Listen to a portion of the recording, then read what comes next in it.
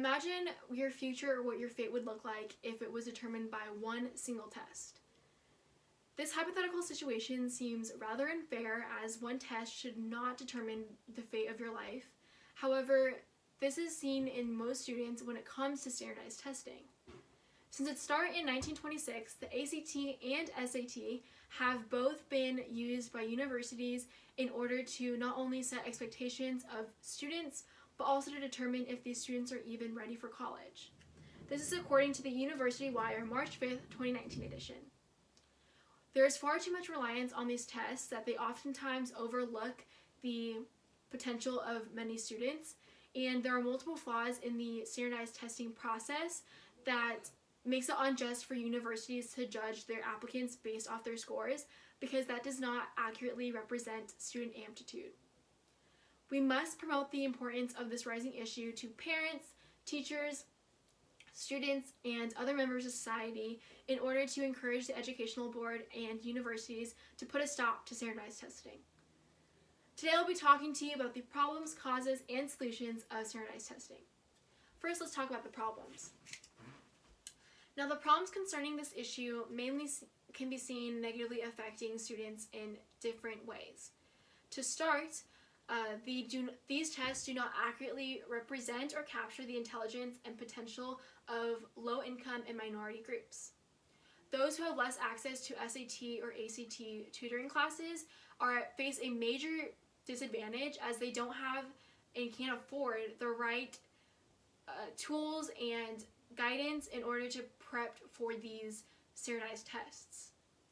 In addition, the lack of technology that they might have also stands in the way of their chances of getting great scores on their exams, because that is a great tool in order to prep for these exams for free.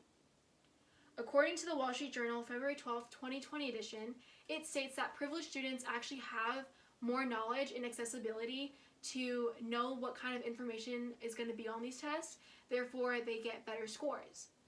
And although explicit cheating scandals don't happen very often, they have occurred in the past, and that just strengthens the perception that standardized tests are rigged for wealthier students, because they can use their resources to secure their chances of getting a better score on the exam, as stated in the New York Times December 10th, 2019 edition. It is not hard to see how unfair it is for people with disadvantage, like with lower income, to struggle this much when it comes to these exams, and one's socioeconomic status should not be the reason why they don't get a equal opportunity for a bright future. Another main issue that arises from standardized testing can be seen through the inaccuracy that is from these exams. In the Press Democrat December 11th, 2019 edition, it states that these tests, such as the ACT and SAT, are not the best predictors when it comes to students' success in college than other measures, such as a high school GPA, for example. In an article published in the Press Democrat December 11th, 2019 edition, it states that these SAT scores are not accurate representations of one's personal growth or intelligence, because these students can take these tests over and over again. And once they do, they can boost their scores up to 100 points, more than 100 points.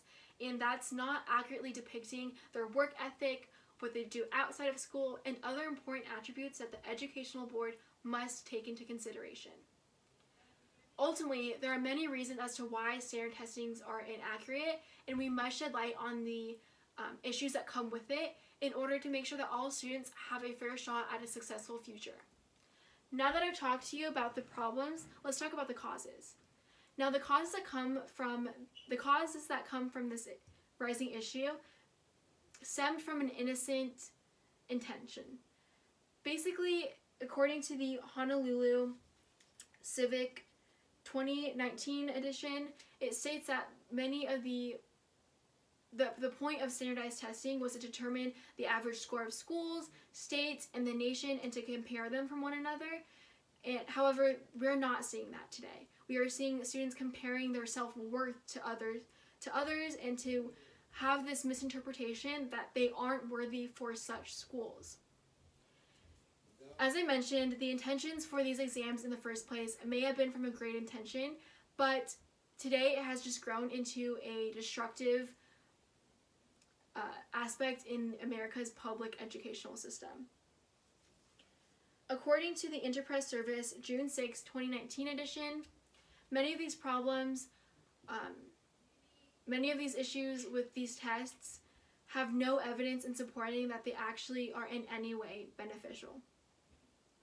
Ultimately, standardized testings was implemented in order to make comparisons for students in schools.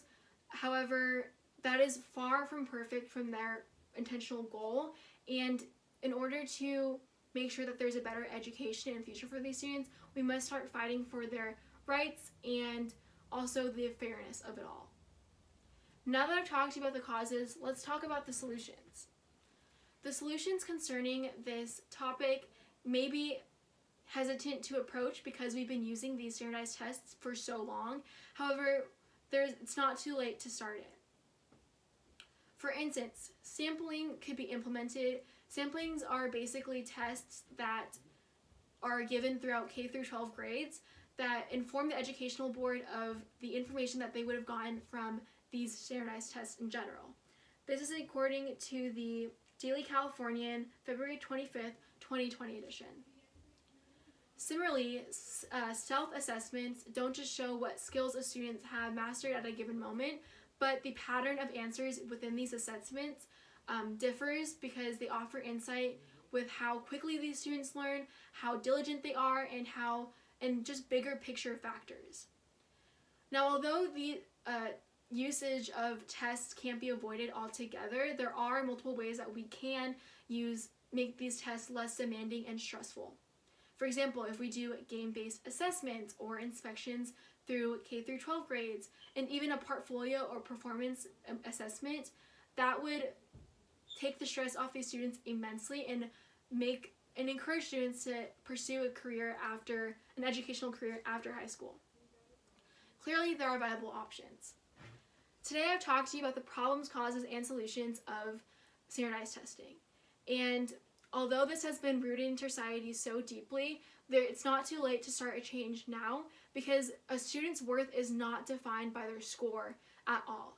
We cannot let these students think that their intelligence or capabilities are limited because they didn't get a certain score or didn't perform as well as they thought they did.